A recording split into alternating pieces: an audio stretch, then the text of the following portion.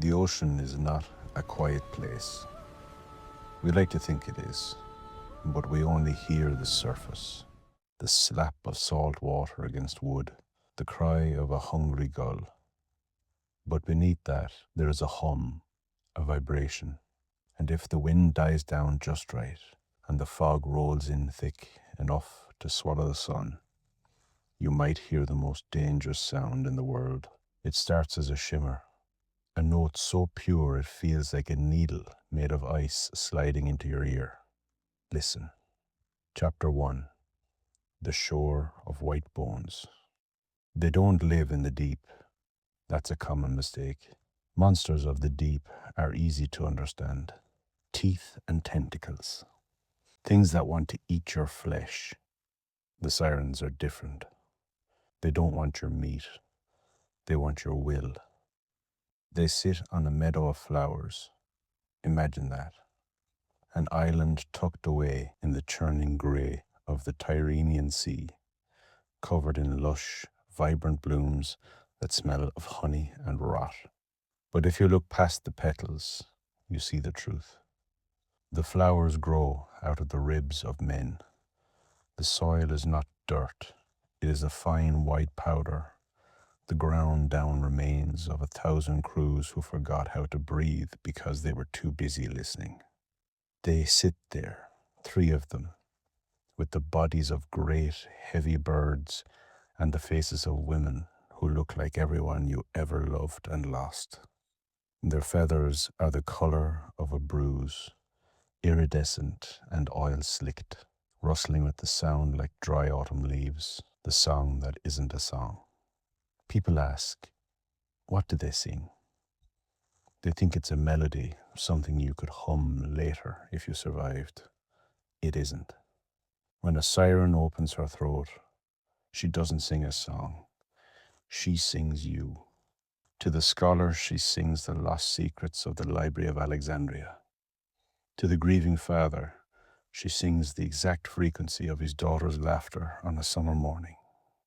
To the soldiers, she sings the sound of the bronze gates of home swings open. It is the sound of your deepest hunger being fed.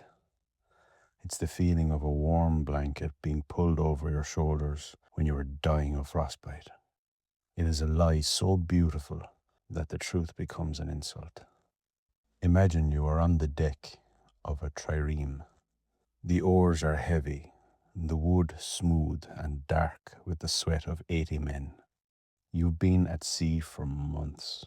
Your skin is cracked with salt, your gums are sore, and your mind is a jagged landscape of memories. Then the wind stops. The sails go limp. The sea turns into a sheet of polished obsidian, perfectly flat, reflecting a sky that has turned the color of a drowned man's lips. The only sound is the rhythmic creak, thumps of the oars. And then you hear it. It's faint at first, a vibration in the wood of the ship. It feels like a hum in your marrow. You stop rowing. Your captain shouts, but his voice sounds muffled, like he's speaking to you through miles of wool. One of the men at the front of the boat stands up. His eyes are wide, but they aren't looking at the sea. They're looking at something internal. He drops his oar. It splashes into the water, and he begins to walk toward the rail. He isn't jumping. He's reaching. You try to grab him, but then the second note hits. It feels like the top of your skull has been taken off. The world suddenly makes sense. All the pain, all the miles of rowing, all the fear of the dark, it all vanishes. There is only the song. It tells you that you are tired. It tells you that the island over there, the one with the jagged rocks and the smell of jasmine, is the only place you are ever meant to be. You look at the island. You see the sirens. From this distance, they don't look like monsters. They look like shimmering silhouettes of light. They are leaning forward, their bird claws gripping the sun-bleached skulls of sailors, their human throats pulsing with the effort of the song. You don't see the rocks. You don't see the shipwrecks splintered like toothpicks against the shore. You only see the meadow. You only see the rest you've been promised.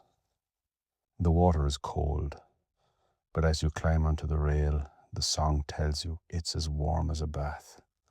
You lean out. The weight of the darkness behind you is nothing compared to the light of the song in front of you. You take a step, and as your feet leave the wood, just before you hit the water, the song changes. For a fraction of a second, the mask slips. The melody curdles into a shriek of ancient prehistoric hunger. But it's too late. You're already in the water, and they are already descending, their great wings beating in the air into a frequency, their talons ready to catch what the song has already broken.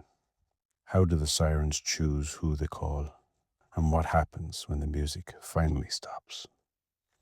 Chapter 2. The Daughters of the River. The sirens didn't start as monsters. No one ever does. To understand the hunger in their voices, you have to understand what they lost. Before they were the feathered nightmares of the Tyrrhenian, they were handmaidens of Persephone, the goddess of spring, the girl who carried the scent of crushed mint and new rain in her hair. They were her sisters in all but blood, beautiful young women who spent their days dancing in the meadows of Sicily. But the earth opened up. Hades, the king of the dead, tore through the soil in a chariot of black iron and snatched the spring away. The girls were right there. They heard the scream. They felt the cold wind from the underworld brush against their skin. But they were too slow. They were too human. By the time they reached the spot where Persephone had been, there was nothing left but a handful of fallen lilies and the smell of sulfur. They went to the gods. They didn't ask for mercy. They asked for the means to find her. They prayed for wings so that they could scour the earth, crossing oceans and mountain peaks to bring the daughter of Demeter home. The gods granted their wish, but the gods are cruel with their gifts. They felt their skin hardened to quills, their soft hands gnarled into yellow obsidian sharp talons. Their voices, once sweet and melodic, began to vibrate with a frequency that didn't belong to the world of the living. They became the sirens, the entanglers. They flew over every corner of the world. They shrieked her name across the deserts and the ice caps. But Persephone was in the one place wings couldn't reach. She was in the dark. And when the search failed, when the world turned its back on them, the grief curdled. The wings that were meant for the rescue became the tools of a predator. Demeter, in her own madness of grief, cursed them for failing her daughter. She left them with the bodies of birds, the faces of women, and a hunger that could never be satisfied by bread or wine. They settled on the island of Antemosa. At first they were still calling for Persephone, but when a ship passed by, the sailors didn't hear a search party. They heard the echoes of their own longing. The sirens realized that the sound of their grief was the most magnetic force in nature. So they stopped calling for the goddess. They started calling for you. They learned how to weave the air. They realized that if they sang together, one on the lyre, one on the flute, and one with voice, they could create a sonic web that no mortal mind could unravel. Imagine the three of them standing on the cliffs. Aglaopheme, with a face that glows like the moon. Telexpia, whose words feel like silk rubbing against a wound. Piasano, the one who speaks to the part of you that wants to give up. They aren't just singing notes. They're pulling the threads of your soul towards the jagged limestone. They are the memory of the spring that was stolen, and they will make sure you never see another spring again.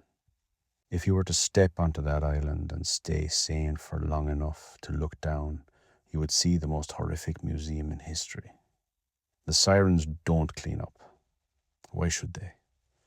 The bones of the dead are part of the instruments. They use sun-bleached femurs to rhythmically strike the rocks. They use dried sinew for their lyre strings. The island is white because of the mountain of calcium, a monument to every man who thought he was strong enough to listen and walk away. The air is thick with the smell of lilies, a mockery of the flowers Persephone dropped. But underneath the lilies is the scent of old, dry death. It's a scent that gets into your clothes, into your hair, into your lungs. And as the sun begins to set, the sirens don't sleep. They preen their dark, heavy feathers with their teeth. They sharpen their talons against the rib cages of kings. They wait, because they know that as long as there is a sea, there will be men who think they can survive the song. What happens when a man finally decides he wants to hear the truth, no matter the cost?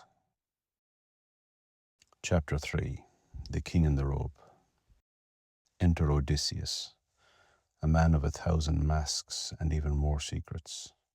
He had already seen the dead in the underworld. He had smelled the breath of the Cyclops.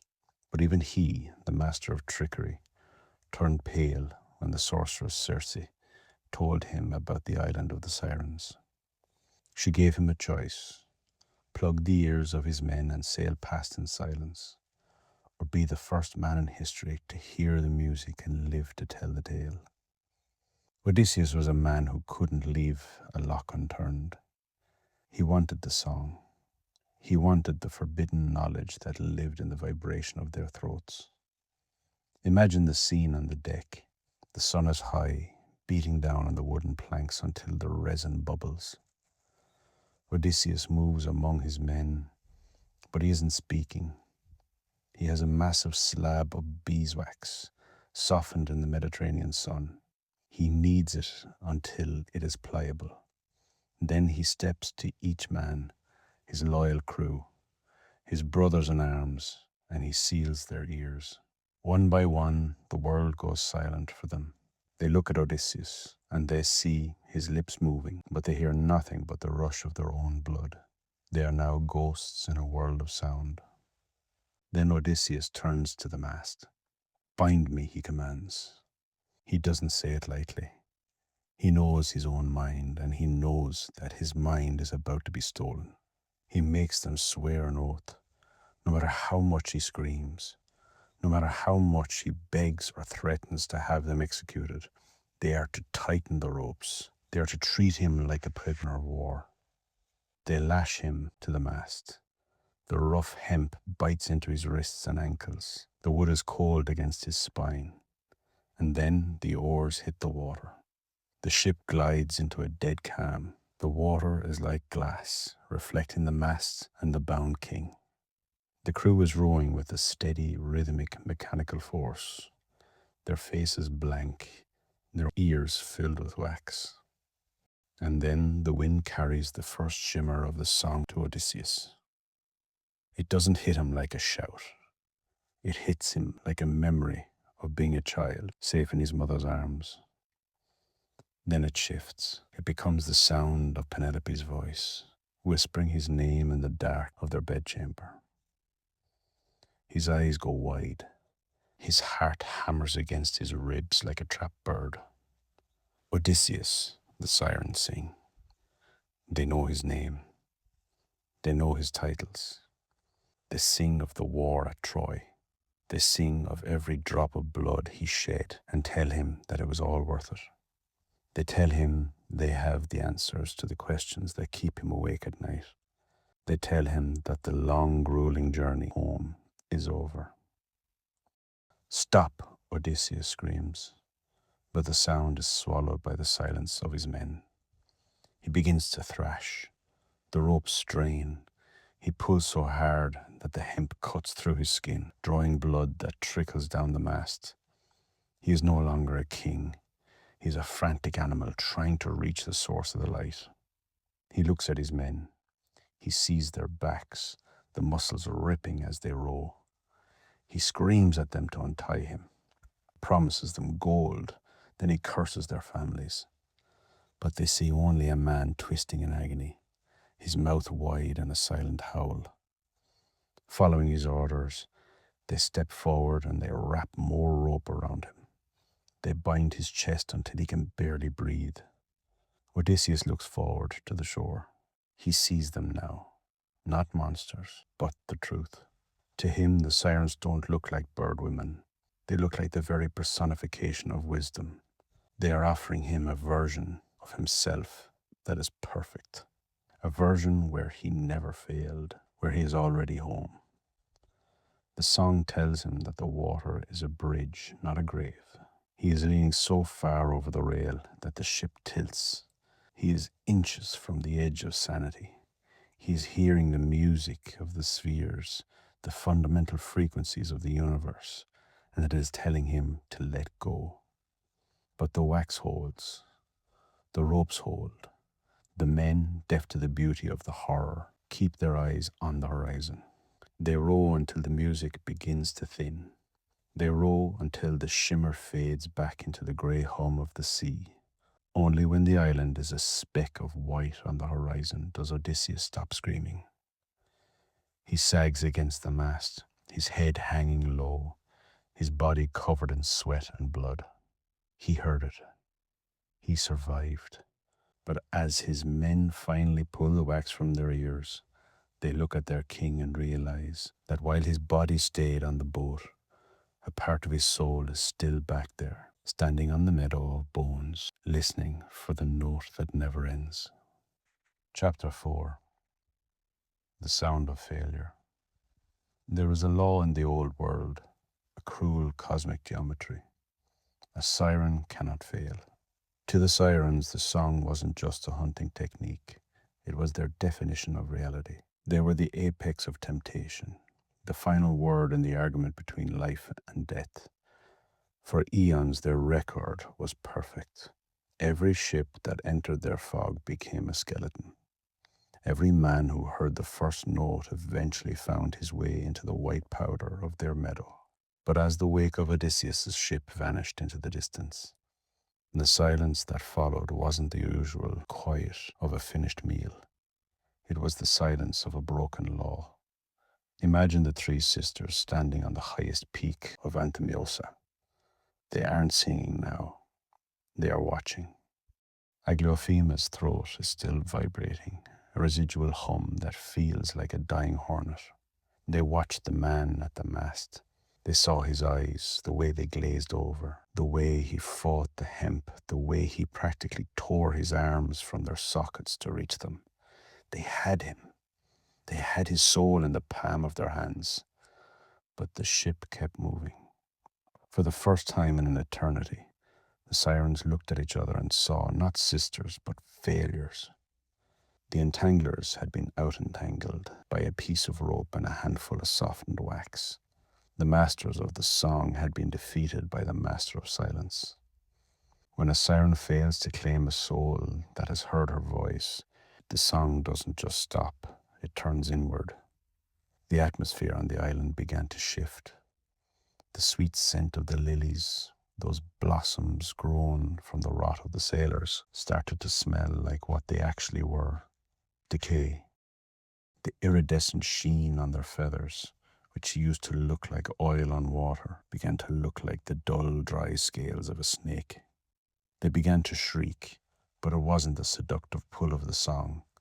It was a raw, prehistoric sound, the sound of a bird whose wings have been clipped. They realized that if one man could survive, the secret was out. The invincibility of the song was a lie. And in the world of myth, once a secret is known, the power behind it begins to evaporate. There is an older, darker version of the story. It says that the sirens were bound by a prophecy.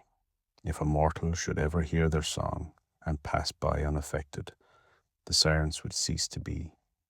They stood on the cliff's edge, their talons gripping the limestone so hard the rock began to crumble.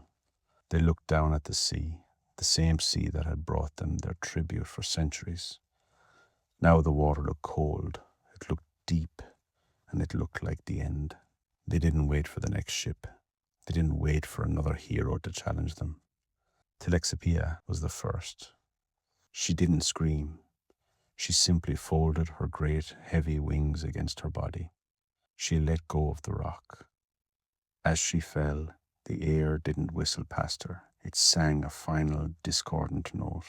She hit the obsidian water, not with a splash, but with the sound of a sharp string snapping. One by one they followed. They returned to the water that had once been their hunting ground, becoming the very thing they used to prey upon: salt, foam, and silence. But death for a siren isn't like death for a man. They didn't leave bodies behind. They became rocks. They became the Sarinum scopuli, the jagged, hidden reefs that still tear the hulls of ships apart today. Even in their stone death, they found a way to keep killing. What remains of the song when the singers are gone? Chapter 6. The Echo in the Static. The sirens are gone from the maps, but they never left the water. When they fell from the cliffs of Anthemosa, they didn't just vanish into the salt. They became the very landscape of our fear. They became the hidden reefs, the sudden mists, and the white horses that dance on the crests of the waves just before the storm breaks.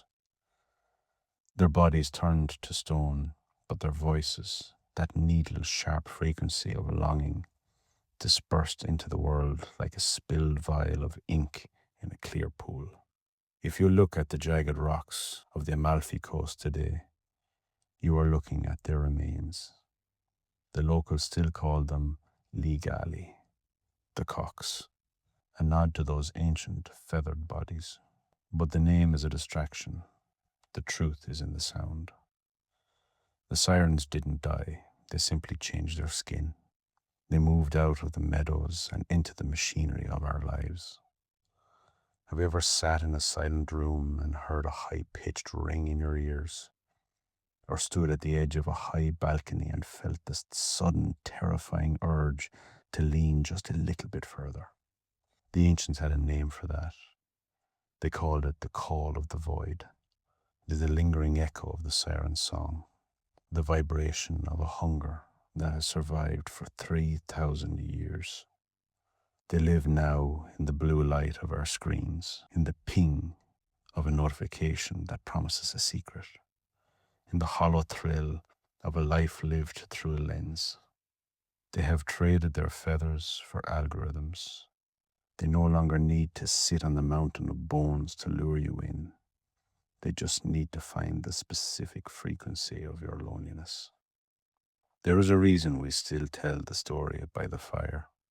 It's a warning. We live in a world of noise, a constant barrage of voices telling us who to be, what you want, and where to go. Every one of them is a siren in a different dress. They offer us the golden note, the perfect solution, the easy path, the lie that feels like a warm blanket. But remember the meadow flowers. Remember that the soil was made of the men who stopped rowing. The only way to survive the sirens in the way Odysseus did, to acknowledge that you are weak enough to listen, but strong enough to let yourself be bound. As you blow out the lantern tonight and the shadows stretch across your floor, listen to the wind outside. It might just be the breeze catching the corner of the house, or it might be the rustle of a bruised colored feather against stone. The ocean is still not a quiet place, and the sirens are still waiting. They have all the time in the world. They know that eventually everyone gets tired of rowing. Everyone gets curious about the truth behind the mist. And when that moment comes, they will be there, their throats pulsing, their eyes wide with prehistoric hunger, ready to sing you the one song you've been waiting your whole life to hear, the song of yourself, the song of the end. I was your host, the Irish Narrator. If you felt the pull of the song tonight, don't let the silence take you just yet. Smash that subscribe button and ring the bell so you never miss a journey into the weight of the darkness. Like this video to help our ship stay on course against the tide, and comment below if you are lashed to the mast What is the one truth the sirens would sing to break you? Until the next time, keep your ears sharp and your ropes tight. Good night.